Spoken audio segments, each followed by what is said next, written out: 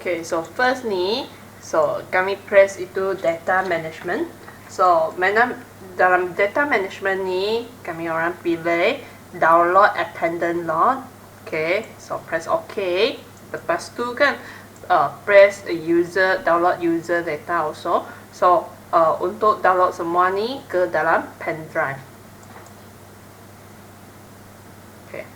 Lepas tu escape, pergi report.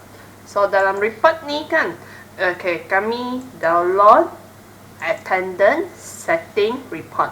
So semua ni dia ada format dalam Excel. So kami download ke dalam pen drive. So sudah kan? Okay. Okay, sudah download semua ni, semua dalam pen drive.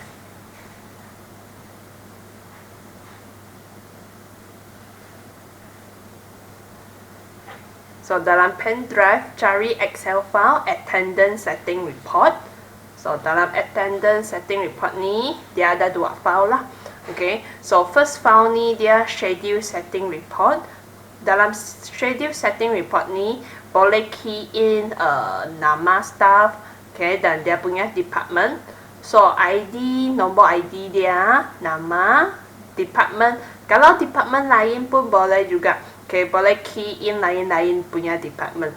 Okay, so semua department boleh key in dekat Excel ni lah. Dan ini boleh key in sampai 9,999. That's yang itu agak banyak lah. Okay, so ini pun boleh key in card number untuk staff tu lah.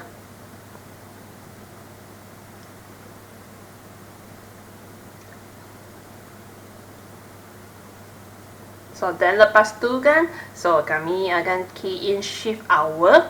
So shift hour ni dia macam punch card biasa je. Okay, so ada on duty, off duty, on duty, off duty. So on duty ni masa kerja lah. Okay, off duty, okay, balik kerja. So kalau macam ada morning shift ke, morning break, morning time and afternoon time kan. Okay, so kami boleh block dua masalah. So semua shift ni pun boleh key in dalam attendance setting report ni. So lepas key in semua shift ni, so apa yang kami perlu buat cuma save, tekan save. Nanti lepas save ni, nanti cucuk balik itu time attendance machine. So nanti akan kami orang upload ke time attendance machine.